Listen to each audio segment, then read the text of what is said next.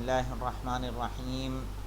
کتاب الطہارہ اور کتاب الطہارت میں یہ پہلا باب چل رہا ہے جو میاہ کے بارے میں تھا، پھر اس کی ہم نے قسمیں پڑھیں اور اب ہم پڑھنے جا رہے ہیں اس کے مسائل، اور اس طرح سے باب اول ہمارا مکمل ہو جائے گا۔ مسائل، مسائل مسئلتن کی جمع ہے، یعنی مسئلے۔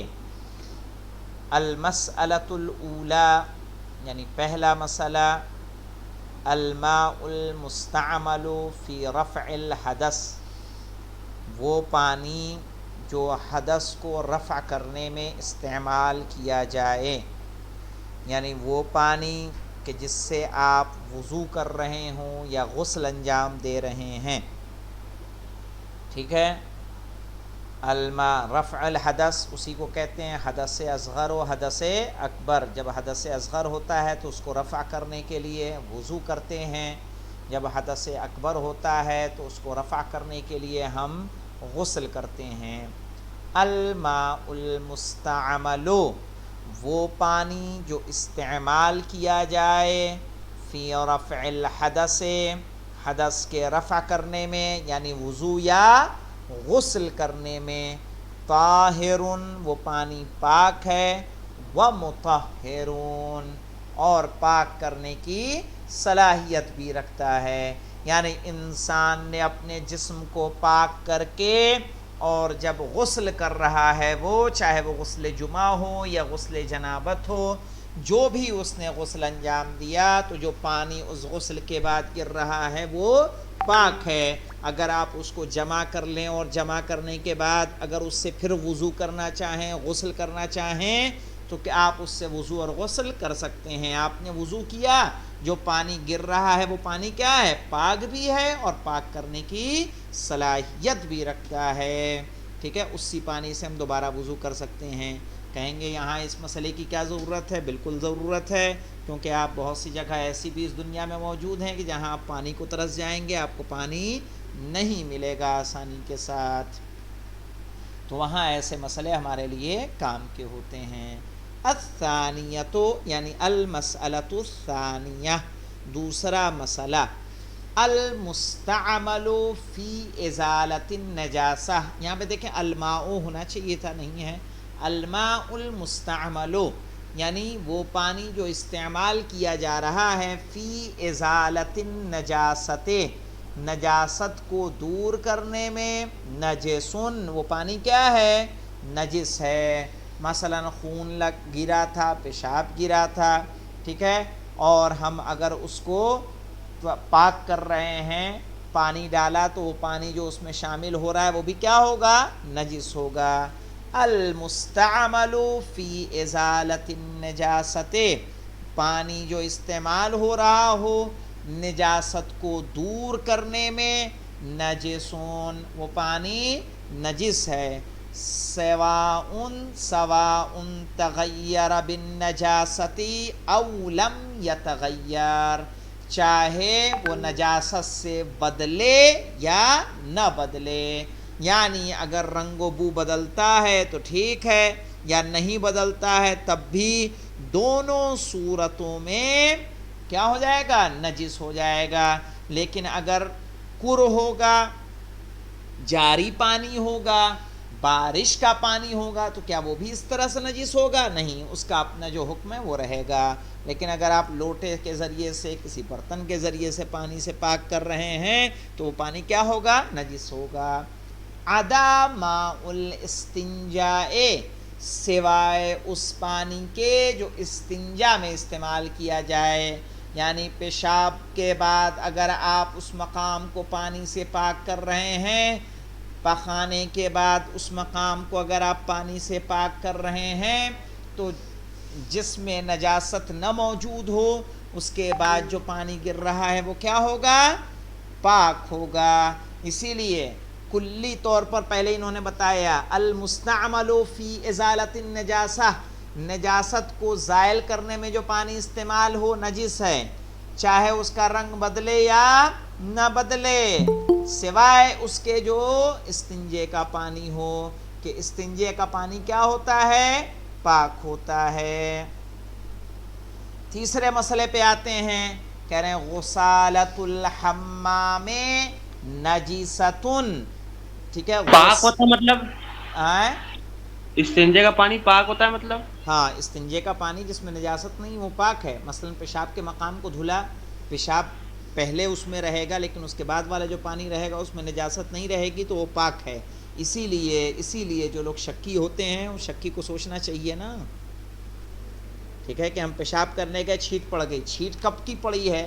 جب آپ پانی زیادہ گرا رہے ہیں اس کی چھینٹ پڑی ہے، ٹھیک ہے نا، جب پانی زیادہ، اگر پیشاب کی چھینٹ ہے تو نجس ہے، لیکن اگر پیشاب کی چھینٹ نہیں ہے، پانی کی چھینٹ آ رہی ہے جو بعد میں آپ ڈال رہے ہیں تو وہ پاک ہے، پانی پاک ہے۔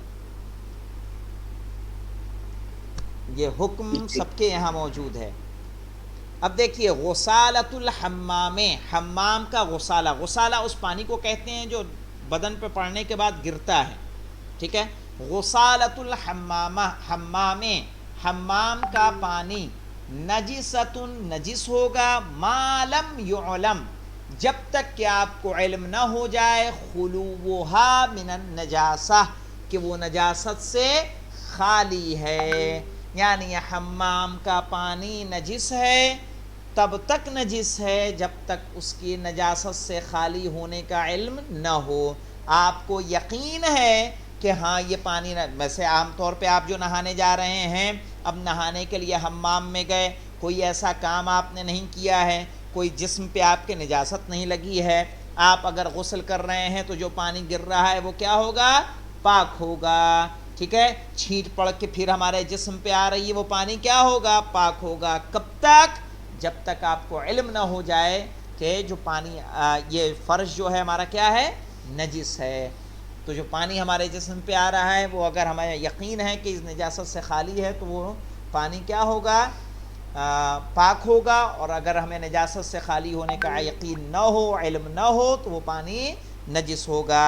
لیکن یہاں پہ دیکھیے اگر اس کی طہارت کا علم ہے تو وہ طاہر ہے، اور نجاست کا علم ہے تو وہ نجس ہے۔ لیکن آج کل کے جو علماء ہیں انہوں نے کہا کہ وہ طاہر ہی ہے جب تک آپ کو علم نہ ہو جائے کہ وہ پاک ہے، اس کا کلی حکم کیا ہے؟ طہارت کا ہے۔ الرابعہ، مسئلۃ الرابعہ دیکھیے، الماء النجس لا يجوز استعمالہ فی الطہارۃ، نجس پانی کا طہارت میں استعمال کرنا جائز نہیں ہے۔ نجس پانی سے آپ وضو کر لیں، نجس پانی سے غسل کر لیں تو وہ غسل ہمارے لیے کافی نہیں ہے۔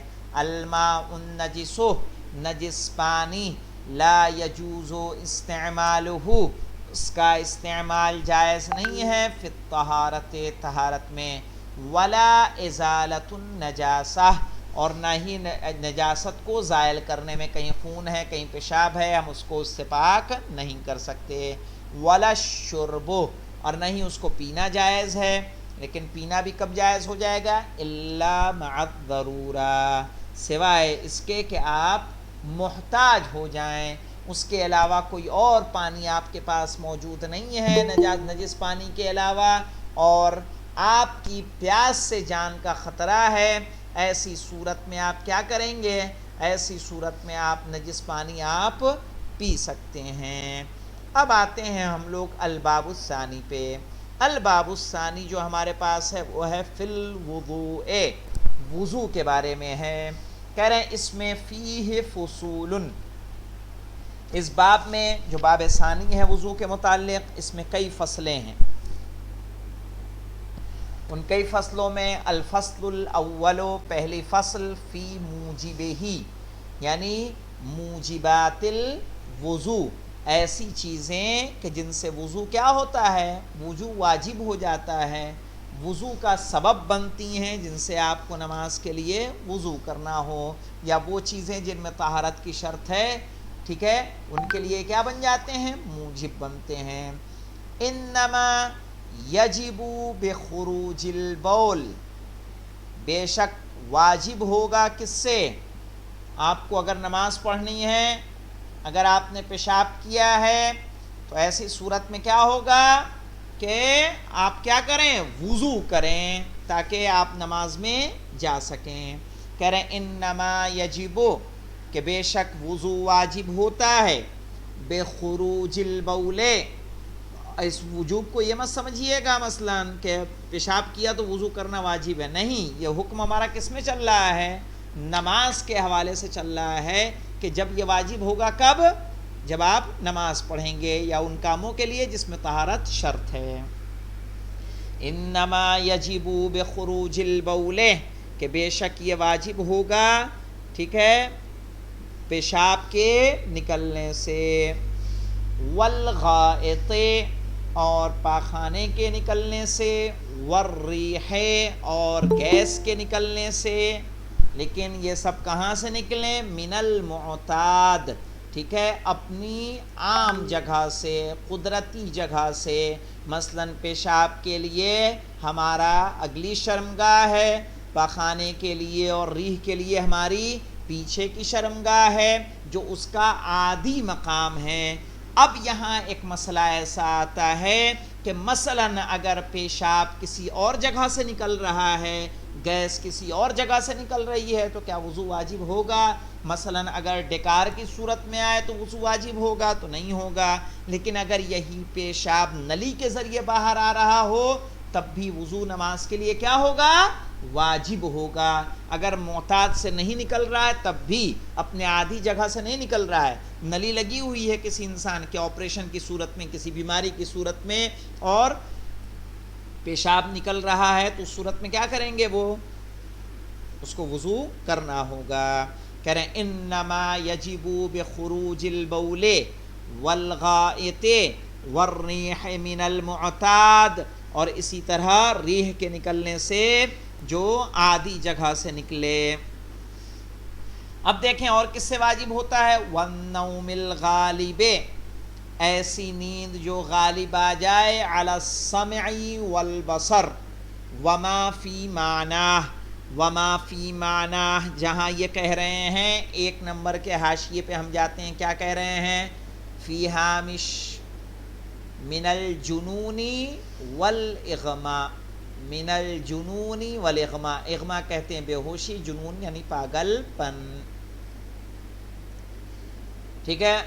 والنوم الغالب علی السمع والبصر، یہ یاد رہے کہ انسانی جسم پر جب نیند طاری ہوتی ہے تو سب سے نازک شے جو ہے ہمارے جسم میں وہ آنکھ ہے۔ سب سے پہلے کیا بند ہوگی؟ ہماری آنکھ بند ہوگی، کان کام کرتے رہتے ہیں، آنکھیں بند ہیں، لیکن آس پاس لوگ کون سی باتیں کر رہے ہیں، کیا بولا جا رہا ہے، انسان اس کو ملاحظہ کر رہا ہے۔ اگر یہ کیفیت ہے تو اس کیفیت میں وضو دوبارہ واجب نہیں ہوگا، یا وضو ہے تو وہ ٹوٹے گا نہیں۔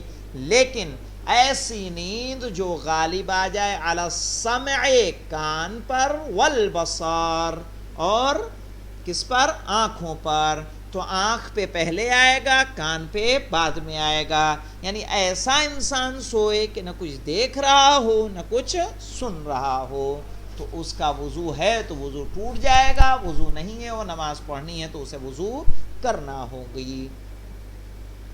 کہہ رہے ہیں والنوم الغالب علی السمع والبصر، ایسی نیند جو غالب آ جائے اس کے کانوں اور آنکھوں پر، وما فی معناہ، یا اس کے معنی میں جو کچھ ہو، یعنی جب انسان نہ دیکھ رہا ہو نہ کچھ سن رہا ہو، مثلا مجنون ہو یا بے ہوشی کی کیفیت ہو۔